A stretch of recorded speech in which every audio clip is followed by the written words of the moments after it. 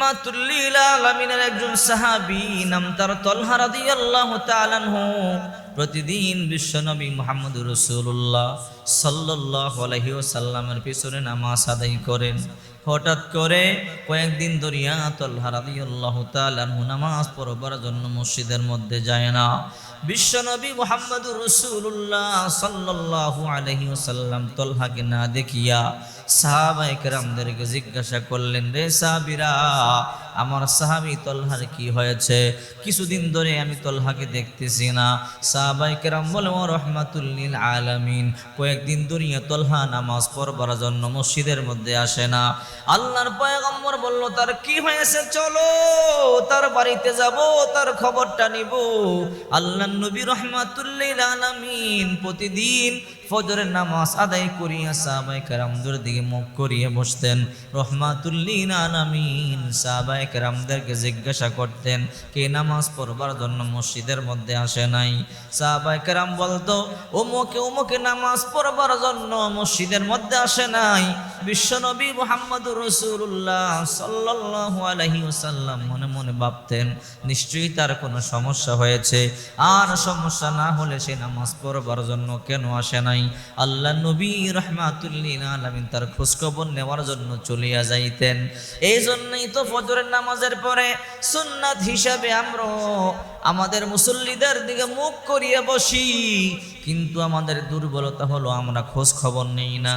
কে নামাজ পড়বার জন্য আসে নাই, কার ঘরে সমস্যা, কে অসুস্থ, সেই খোঁজ খবর পর্যন্ত আমরা নেই না। আল্লাহ নবী রাহমাতুল লিল আলামিন সেই খোঁজ খবর নিতেন। আল্লাহ নবী বলে, রে সাহাবীরা, কতদিন ধরে আমার তালহাকে দেখি না, নামাজ পড়বার জন্য আসে না। সাহাবায়ে কেরাম বললেন, রাহমাতুল লিল আলামিন, তালহা কয়েকদিন ধরে মসজিদের মধ্যেই তো আসে না। ও রাহমাতুল লিল আলামিন, এই জন্যই তো আপনি তাকে দেখেন না। আল্লাহর পয়গম্বর বললেন, আবু বকর, ওমর, ওসমান, আলী, চলো চলো আমি তালহার বাড়িতে যাব খোঁজ খবর নেওয়ার জন্য। আল্লাহ নবী রাহমাতুল লিল আলামিন সাহাবায়ে কেরামদেরকে নিয়ে তালহার বাড়িতে চলে আসলো। আসার পরে আল্লাহর পয়গম্বর তালহারে জিজ্ঞাসা করে, রে তালহা, তুমি প্রতিদিন আমার পিছনে নামাজ আদায় করো, আজকে কয়েকদিন ধরে আমার পিছনে নামাজ আদায় করো না, কারণটা কি আমারে বলো? তালহা কিছু বলে না। আল্লাহর পয়গম্বর বারবার বলে, তালহা বলো, কি সমস্যা তোমার? কেন আমার পিছনে নামাজ আদায় করবার জন্য মসজিদের মধ্যে যাও না? তালহা বলে, ও রাহমাতুল লিল আলামিন, আমি ঘরের মধ্যে নামাজ আদায় করিয়া নেই। আল্লাহর পয়গম্বর বলল, রে তালহা, তোমার সমস্যা না হইলে তো তুমি ঘরের মধ্যে নামাজ আদায় করো না, নিশ্চয়ই তোমার কোনো সমস্যা হয়েছে। এই কথা বলতে দেরি তালহা চোখের পানিগুলো সারিয়া সারিয়া কান্দে, কিন্তু আল্লাহর পয়গম্বরকে তারপরও কিছু বলে না। আল্লাহর পয়গম্বর বলে, তালহা, তোমার কি সমস্যা হয়েছে বলো, কেন তুমি কান্না করে বলো? তালহা কিছু বলে না। হযরত ওমর একবার এই দিকে যায় আর একবার ওই দিকে যায়, খলিফাতুল মুসলিমিন কি যেন তালাশ করতেছেন। আল্লাহর পয়গম্বর বলে, কি রে ওমর, কি তালাশ করো? ওমর বলে, ও রাহমাতুল লিল আলামিন, কেমন যেন বাচ্চা কণ্ঠে কান্নার আওয়াজ শোনা যায়, কে যেন গুনগুন গুনগুন করিয়া কান্না করে। আমি তালাশ করতেছি কোথা থেকে কান্নার আওয়াজ আসে। হঠাৎ করে খলিফাতুল মুসলিমিন হযরত ওমর তাকাইয়া দেখে একটা পিলারের সাথে ছোট বাচ্চার দুইটা হাত রশি দিয়ে বাঁধা, একদম ছোট বাচ্চা, তার হাতগুলো রশি দিয়ে বাঁধা। বাচ্চা চোখের পানিগুলো সারিয়া সারিয়া কান্না করে। হযরত ওমর এসে বলে, ও রাহমাতুল লিল আলামিন, পাইছি। বলে, কি পাইছো? ওই যে পিলারের সাথে ওই রুমের মধ্যে একটা ছোট বাচ্চা, তার হাত দুইটা রশি দিয়ে বাঁধা। নবী গো, চোখের পানি সারিয়ে বাচ্চাটা কান্না করে, গুনগুন করে কান্না করে, তার আওয়াজ আমি শুনলাম। আল্লাহ নবী রাহমাতুল লিল আলামিন ওই ঘরে চলে গেলেন, গিয়ে দেখে ছোট্ট বাচ্চা, তার হাত দুইটা পিলারের সাথে বাঁধা। আল্লাহ নবী তার মাথার মধ্যে হাত দিয়ে বলে, কিরে বাবা কেন কান্না করো? তোমাকে হাত দুইটা রশি দিয়ে কে বাঁধিয়ে ফেললো? বাচ্চা চোখের পানি সারিয়ে কান্না করে বলো, আল্লাহর নবী, আমাকে আমার আব্বা তলহা হাত দুইটা বাঁধিয়ে রাখছে। কেন বাঁধিয়ে রাখছে? ওই বাচ্চা চোখের পানি সারিয়ে কান্না করে, কোনো কথা বলে না। আল্লাহর পয়গম্বর বলে, তলহা তুমি তোমার ছোট বাচ্চার দুইটা হাত কেন রশি দিয়ে বাঁধিয়ে রাখলাম? তলহা কোনো কথা বলে না। আল্লাহর পয়গম্বর বলে, বলো তোমার মনের মধ্যে কি কষ্ট, কেন তাকে হাত দুইটা বাঁধিয়ে রাখলা? তলহা বলো, ও রাহমাতুল লিল আলামিন, আমার পাশের বাড়িটা ইহুদির বাড়ি। ইহুদির এই সীমানার মধ্যে একটা খেজুর গাছ আছে। ওই খেজুর গাছের কিছু ডাল আমার বাড়ির দিকে ঝুলে আছে, কিছু খেজুর আমার বাড়িতে পড়ে থাকে, আমার বাচ্চা টোকায়া টোকায়া খায়। ক্ষুধার যন্ত্রণা আমার বাচ্চা সহ্য করতে পারে না। ও রাহমাতুল লিল আলামিন, ইহুদি আমারে গালি দেয়, আমার বিবিরে গালি দেয়, কেমন মা পেটে লইলো, কেমন বাবা জন্ম দিল, আমার গাছের খেজুর টোকায়া টোকায়া খায়। কিন্তু তারপরও আমি মনে কিছু করি না। আমার বাচ্চা ক্ষুধার যন্ত্রণা খেজুর টোকায়া টোকায়া খায়। ইহুদি গালি দেয়, কোনো সমস্যা নাই। রাহমাতুল লিল আলামিন, হঠাৎ করে ইহুদি এখন আপনার গালি দেওয়া শুরু করলো। এ নাকি মুহাম্মদ নবীর উম্মত। কেমন নবীর উম্মত? যে নবীর উম্মত মানুষের গাছের খেজুর টোকায়া টোকায়া খায়।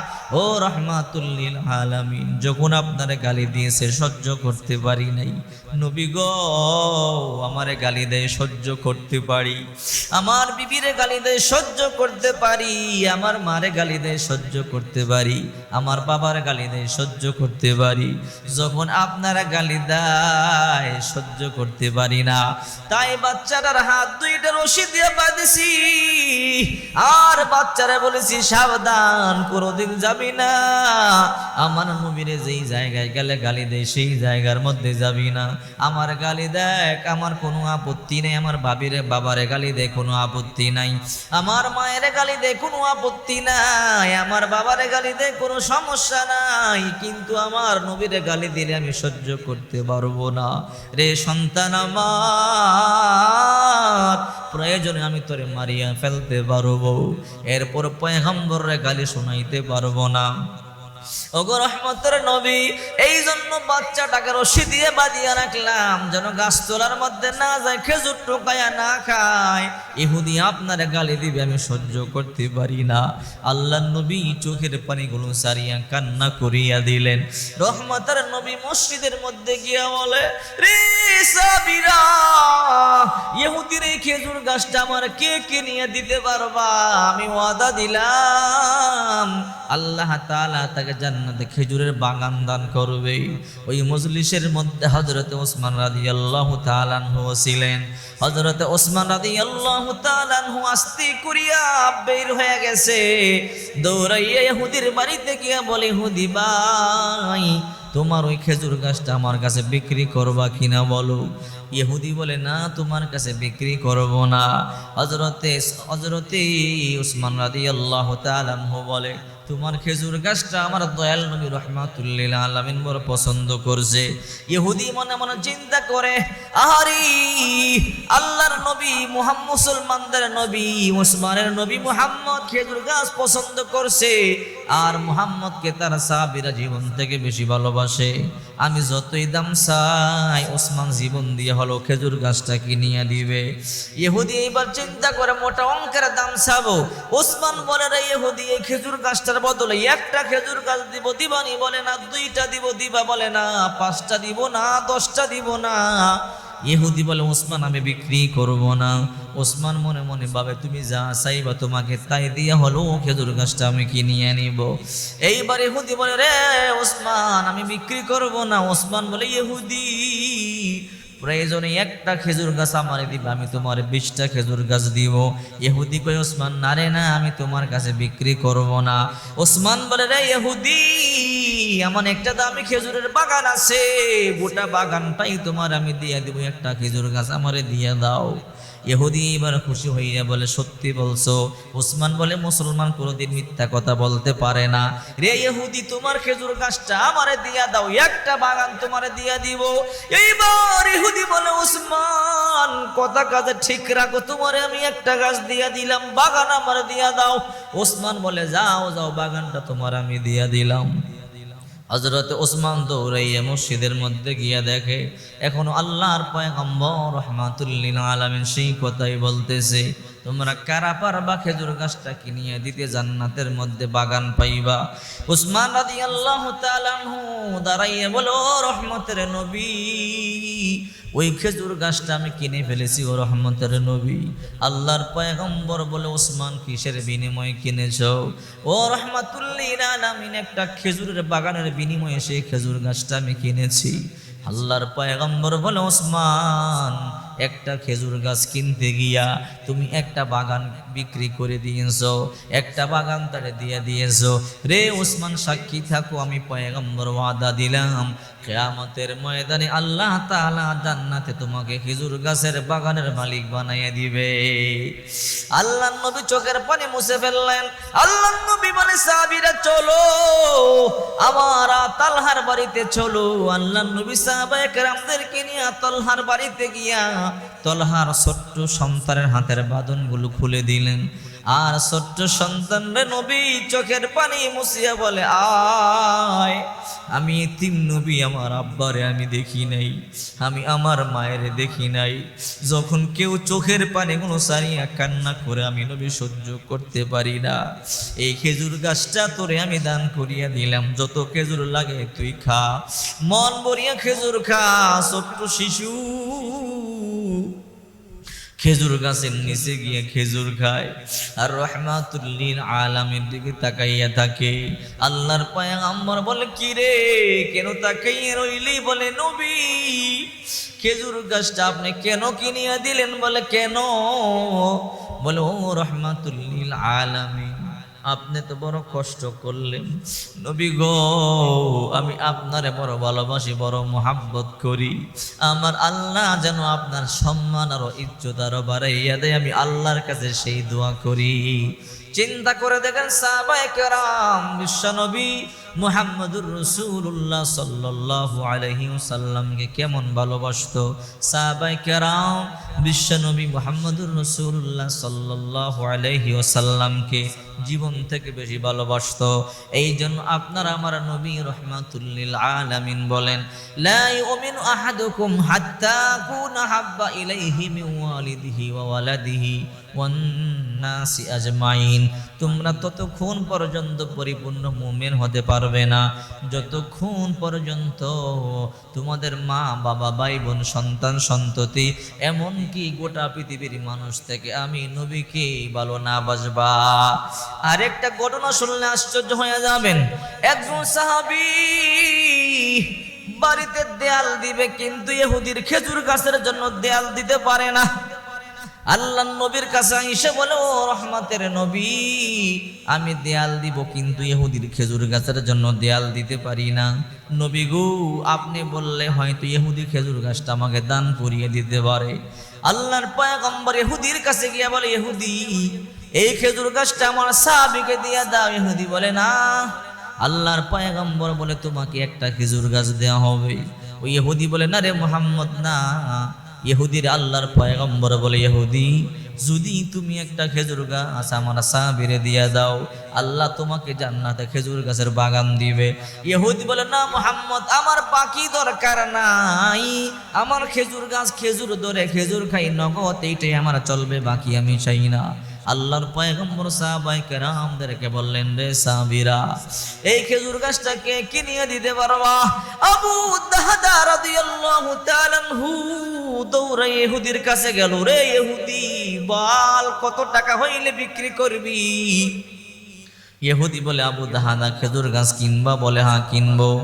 একটা খেজুর গাছের বিনিময়ে 10টা দিব, বিক্রি করবি কিনা? বল, না বিক্রি করব না। 20টা দিব, বিক্রি করবি কিনা? বল, না বিক্রি করব না। 50টা দিব, 100 দিব না, 500 দিব না। আবু দাহদা রাদিয়াল্লাহু তাআলা আনহু বলে, রে ইহুদি, আমার নবী বলেছে খেজুর গাছটা তার পছন্দ হয়েছে, কিনতেই হবে। আমার একটা বাগান আছে, বাগানে 600 খেজুর গাছ, একটা মিষ্টি পানির কূপও আছে, সুন্দর একটা বাড়িও আছে। রে ইহুদি, তুমি যদি খেজুর গাছটা আমারে দাও, ওই বাগানটা তোমাকে দিয়ে দিব, কূপটাও তোমাকে দিয়ে দিব, আমার শখের বাড়িটাও তোমাকে দিয়ে দিব। ইহুদি এইবার বলে, রে আবু দাহদা, তাহলে আমি রাজি। আবু দাহদা রাদিয়াল্লাহু তাআলা আনহু খেজুর গাছটা কিনিয়া আল্লাহর পয়গম্বরের কাছে গেল। আল্লাহর পয়গম্বর বলে, আবু দাহদা, তুমি কি কিনছো? বলে, হ্যাঁ কিনেছি। কিসের বিনিময়ে কিনেছো? ও রহমতের নবী, ইহুদি খেজুর গাছ বিক্রি করতে চায় না। আমার 600 গাছওয়ালা বাগান, ওই বাগানে একটা সুন্দর মিষ্টি পানির কূপ আছে, একটা আমার ঘর আছে, ওই সব কিছু ইহুদিকে আমি দিয়ে দিলাম। 600 খেজুর গাছওয়ালা বাগান, সেই বিনিময়ে একটা খেজুর গাছ কিনি আপনারে আমি খুশি করিয়া দিলাম। আল্লাহর পয়গম্বর বলে, আবু দাদা, ভালো করে শুনিয়া লাও, এই যে তুমি আল্লাহর নবীরে খুশি করলা, কাল কিয়ামতের ময়দানে আল্লাহ তাআলা জান্নাতে খেজুর গাছের বাগান দিয়ে দিবে। এই জন্য বিশ্ব নবী মুহাম্মদুর রাসূলুল্লাহ সাল্লাল্লাহু আলাইহি ওয়াসাল্লাম বলেন, যে আমাকে ভালোবাসলো সে আমি নবীর সাথেই জান্নাতে যাবে। বিশ্ব নবী মুহাম্মদুর রাসূলুল্লাহ সাল্লাল্লাহু আলাইহি ওয়াসাল্লাম বলেন, মান আহাব্বা সুন্নতি ফাকাদ আহাব্বানি ওয়া মান আহাব্বানি কানা মাই ফিল জান্নাহ। যে আমার সুন্নাতকে ভালোবাসলো সে আমি নবীকেই ভালোবাসলো, আর যে আমি নবীকে ভালোবাসলো আমার সাথে জান্নাতে যাবে। এই জন্য নবীদের সুন্নাতগুলো বেশি বেশি করে পালন করবেন। নবীর সুন্নাত পালন করতে পারলে নবীর সাথেই জান্নাতে যাবে।